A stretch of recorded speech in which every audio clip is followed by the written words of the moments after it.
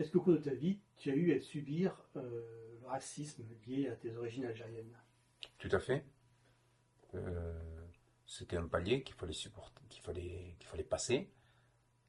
Mais à chaque fois, je me disais, il y a une période où je me disais, le racisme, je pense que je le rencontrerai de façon plus violente, ou plutôt, peut-être qu'il sera amené à disparaître au au fil du temps, au fur et à mesure que je progresserai dans les études.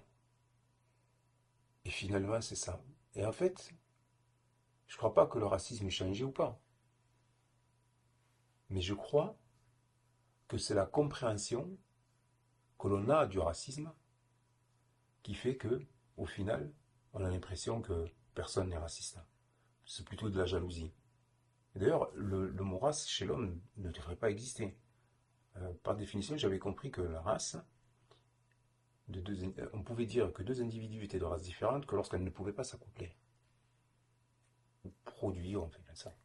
Ce qui n'est pas le cas de l'homme. Donc il y a une humanité. Et d'ailleurs, euh, l'histoire, l'histoire nous le dit.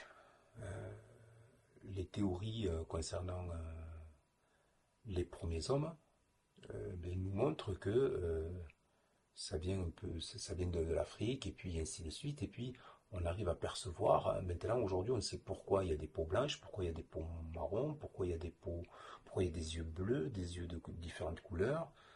Pourquoi est-ce qu'il y a des personnes qui ont des faciès différents. Et tout ça, maintenant, on arrive à l'expliquer scientifiquement.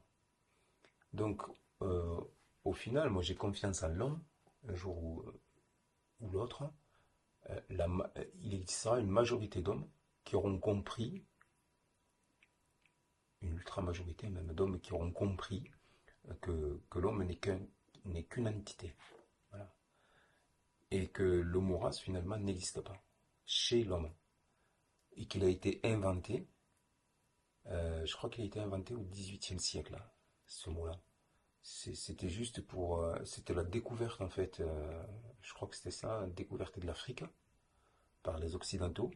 Et c'était pour décrire de façon vulgaire la population d'Afrique, mais de manière vulgaire, en disant. Alors après, ils ont fait en disant qu'ils étaient mal formés au niveau des hanches, des fessiers, tout ça et compagnie, et, euh, et qu'ils étaient de peau noire, de couleur noire, et que par opposition au blanc, candide, pureté, tout ça, voilà, que c'était le mal. Et c'est de là où naît, je pense que c'est de là où naît le sentiment d'antipathie. Voilà. Je crois que c'est de là. Et après, au fil du temps, bon, on se rend compte aujourd'hui que. Donc tout ça, oui, j'ai vécu du racisme dans ma vie, mais par des abrutis. Par des abrutis, c'est tout. Dans l'ultra majorité des cas, c'est que des abrutis. C'est des gens qui n'ont pas fait, qui ne sont pas allés loin dans l'instruction, quoi. J'ai pas dit dans les études, hein, dans l'instruction. Il suffit juste un tout petit peu de s'instruire et puis après c'est bon, tout passe.